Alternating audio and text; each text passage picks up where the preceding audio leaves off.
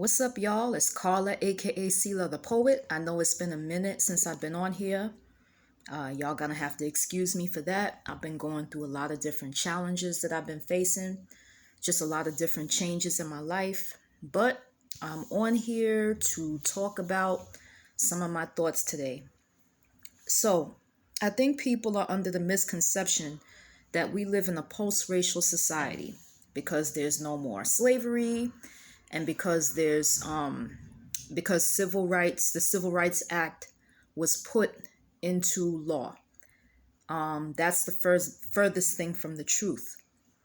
What happens is that once you have a policy that confronts racism and racist practices, racism tends to go underground, meaning that it becomes subtle.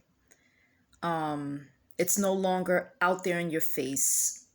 People hide it. And me, as a Black woman and a Latina woman in society, I face racism, you know, probably more consistently than other backgrounds. You know, racism takes the form of microaggressions. Racism takes the form of a certain ethnic group supporting politics that oppress or make it difficult for other ethnic backgrounds to thrive or to do something in society, like the Republican Party. There are some policies that they support that, if you look at the policy on its face, it is not favorable to people of color or people that are immigrants or people that are foreigners.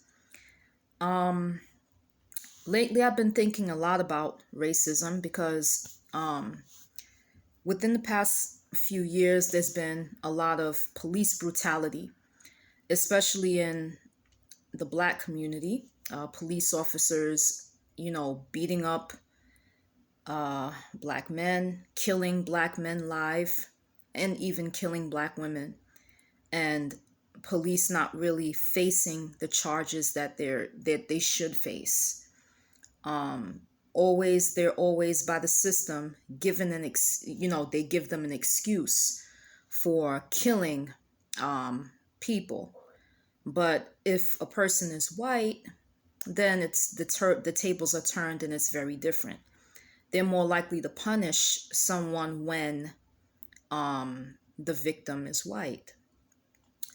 So I'm thinking about all of these things. I'm thinking about critical race theory and how a lot of people are protesting critical race theory. I don't see why the need to protest something like that. My thought is that when someone says something that's true but is controversial, then people get all up in arms. Sometimes the truth offends people. The truth about America is that it was based on racist foundations. Our presidents were slaveholders. Our presidents engaged in racist policies. And a lot of the political European leaders also engaged in racist policies. And the legacy of those racist policies and the consequences still affect certain ethnic groups and people of color today. So people of color are able to look at racism more objectively than someone who is white. That's white privilege. White privilege, when someone doesn't have to worry about race and doesn't have to worry about their skin color affecting how they are seen in society, whether or not it keeps them from getting jobs, whether or not it keeps them from being safe when they walk through certain neighborhoods, whether it keeps them from gaining high positions.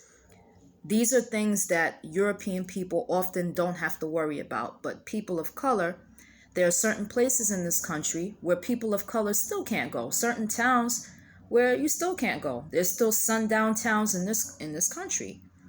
There are towns where, you know, people that have Confederate flags on their cars will chase you down and try to lynch you or run you over with their pickup truck. Rest in peace, Ahmaud Arbery. So critical race theory, I think, needs to be taught. It needs to be taught in the schools.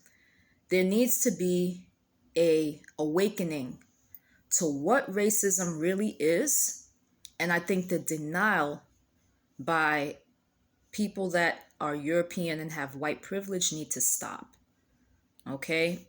The jig is up. The Black Lives Matter movement, all of the murders of Black men and Black women by police, and all of the filming, now that we have social media and so many people are filming clips of racist situations and hate crimes, we can no longer say that it isn't a problem when it is. And I think that people need to deal with it.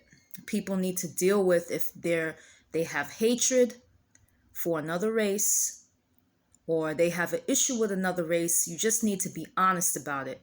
See, the good thing is, back then, historically, when the Klan existed and people that were white supremacists were really, really proud and marched out in public all the time and did all the things that they were doing, at least people of color knew who their enemy was and knew who hated them.